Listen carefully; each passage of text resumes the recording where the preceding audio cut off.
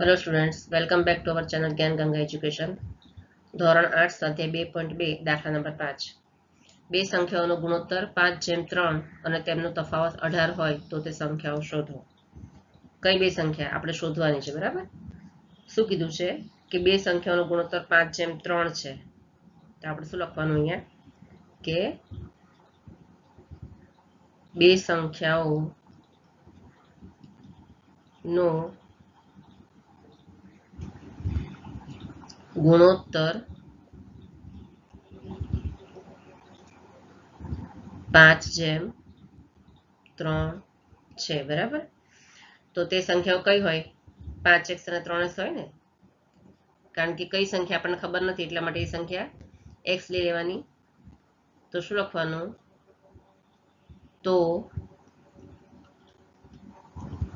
તે સંખ્યાઓ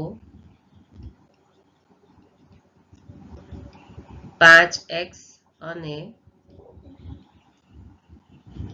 3x હોય, બરાબર? હવે શું કીધું છે કે તેમનો તફાવત 18 હોય. તફાવત આવે એટલે શું કરવાનું? બાદબાકી કરવાની. કોનો તફાવત 18 હોય? પેલી બે સંખ્યાઓનો, જે સંખ્યા આપણે શોધવાની છે. તો તેમનો તફાવત, જે સંખ્યા આપણે શોધવાની છે, બે સંખ્યા, તેમનો તફાવત 18 છે, બરાબર? તો આપણે શું લખવાનું?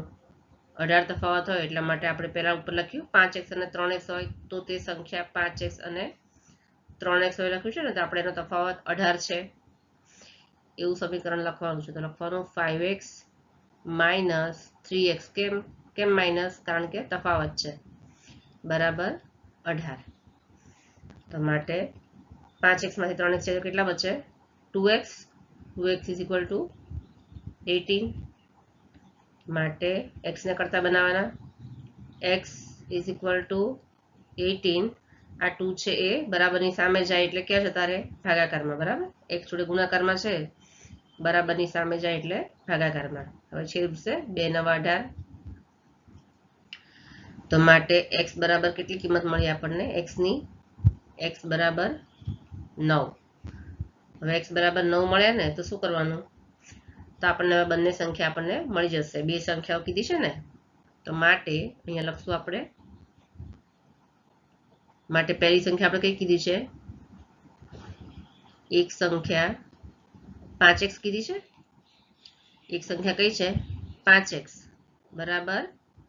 આપણે લખવાનું 5 ગુણ્યા x ની કિંમત કેટલી લખવાની? 9 મળી છે ને અહીંયા.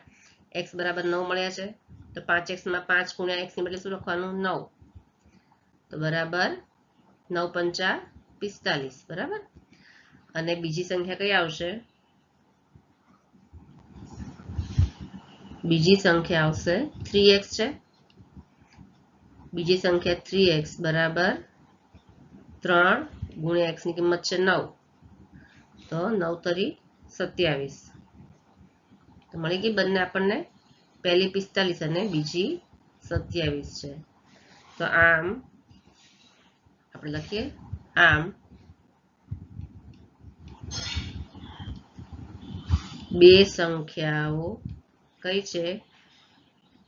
45 અને 27 છે, બરાબર.